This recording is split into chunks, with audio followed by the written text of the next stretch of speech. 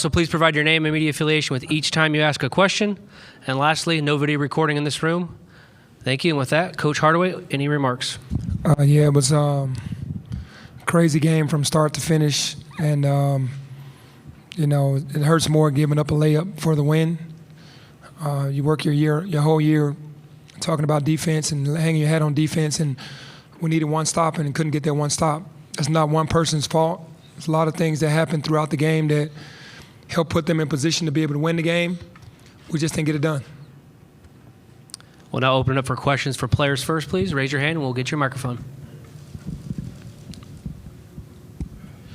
Terry Davis, tri-state defender. Penny, when you guys were, you sound like you was up majority of the second half. What turned to let that little advantage get away in the second half?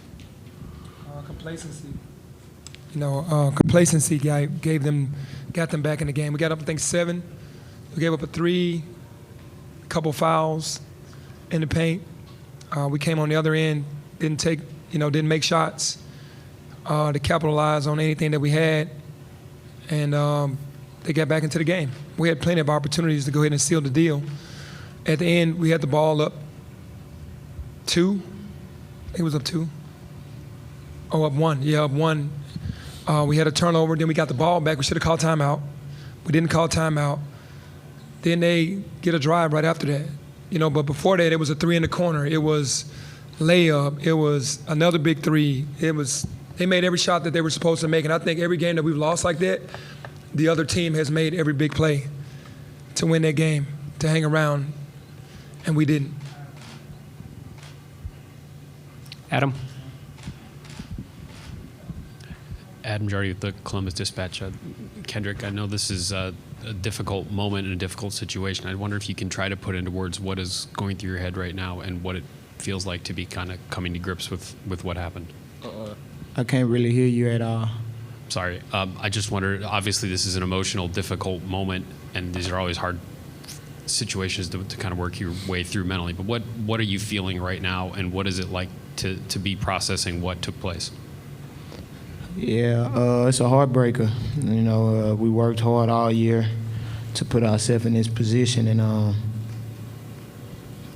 we didn't start with me. I mean, I had a big turnover. You think about what you could have done, and we didn't get it done. Kendrick, can you take us through what happened there on the bench with you and Malcolm after you turned your ankle there? Nothing. I mean, just teammates passionate. That's it. We was more mad that he fell on my ankle, and we was, trying to get to the refs to let them know, we feel like if that would have happened on the other end, they would have called that. So we was frustrated about it.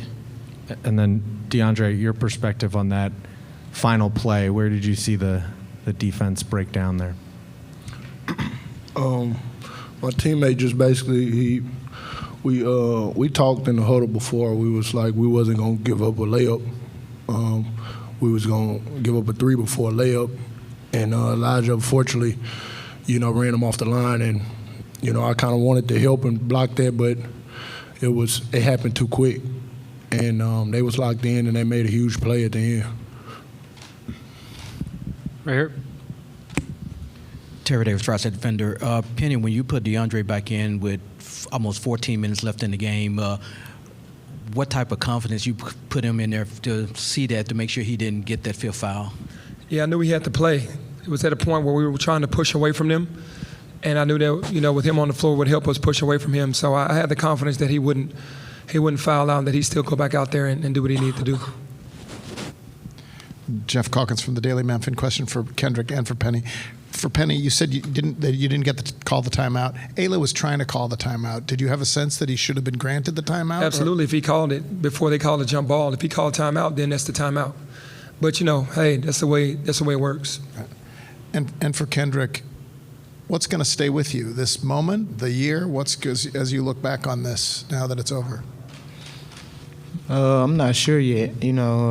Right now, we done lost another heartbreaker. If you followed our year, we done lost a bunch of them. And I really, it's going to take me time to reflect, and then I maybe can answer that in a week or two. Last question for the players right here. Penny, I'm sorry if you've been asked this, but a guy like Kendrick who's made winning play after winning play all season and just kind of has a rough moment there, what do you tell him after that? I mean, you mean after the ankle? Oh, well, yeah, I mean, he's a veteran. He understands. You still got to get a stop. You know, he understands in that case. Like you said, he probably ran it through his mind a few times on how he could have handled it differently. And it just is what it is, man. You gotta learn from those situations. That's all you can say. And next time you're in that situation, just handle it better. Kendrick, DeAndre, thank you very much. Thank you. Coach, if you could stick around for a few more. Oh, all right. Thank you. Over here on the right. Penny, does the way this is ending change how you'll think about this season? Yeah, because the end goal is where we are right now. We had a good season, a good to great season, but it ended in a first-round knockout.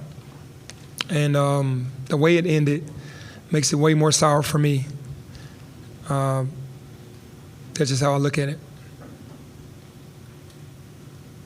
Here in the back. Ty Belcher, Kent Wyatt. Coach Hardaway, you guys were able to accomplish one of your goals, which was winning the American Conference. But with your season ending tonight in the the second round of the NCAA tournament, what would you take away from this season going into next season to try and go further and accomplish the next step in y'all's goal, which is ultimately a national championship? Yeah, it's a lot to take away from it. I guess one thing I could say is, to just adjust some things in June and July when we come in, get ahead of the game, because this group didn't really start doing some things that we needed back in June and July until January, February. So for me, June and July are going to be big months for our team and continuing to push this culture in the right direction. Next, we'll head to Zoom. Dan? Penny, you talk about doing this for the city, and your student athletes talked about that too, that it's not just for Memphis, the university, but it's for the entire city. What do you want to say to the city right now when there has been a lot of success this season, and obviously this is hard at this moment? Yeah, I definitely want to just tell the city thanks for being behind us. That AAC championship was a big jolt that we needed in the city. And the fans, I'm sure they had a ton of watch parties today. And just the high of winning the AAC and then the lows of losing this game. Just appreciate the fans for hanging in there with us all season long and fighting with us. And for the fans that traveled, thank you so much for traveling to the AAC championship and to here, to Columbus. Here in the blue shirt next. Right behind you. Nope. Mike's behind you. Jalen. For Penny, what was your perspective on the exchange between Kendrick and Malco? And did that throw anyone off at all, or was it? I think it's just teammates just in the heat of the battle, just kind of wanted to be competitive. And, he hurt his ankle, and, Malcolm was talking about, the fouling and all that. So I was trying to lock in on what I needed to lock in on, and really didn't get into it. But I know that they were really both competitive at that time. Penny, when you think about this game, is it tough to avoid thinking about the what-ifs with Kendrick's ankle, Dre getting the foul trouble, and then the last play where Jaden, everyone thought he was calling timeout, everyone thought all you guys were calling timeout, and they give the ball to them instead? We just have to do better. That's all I can say. I understand clearly, how things work, and we just have to be 5 times better than the next team.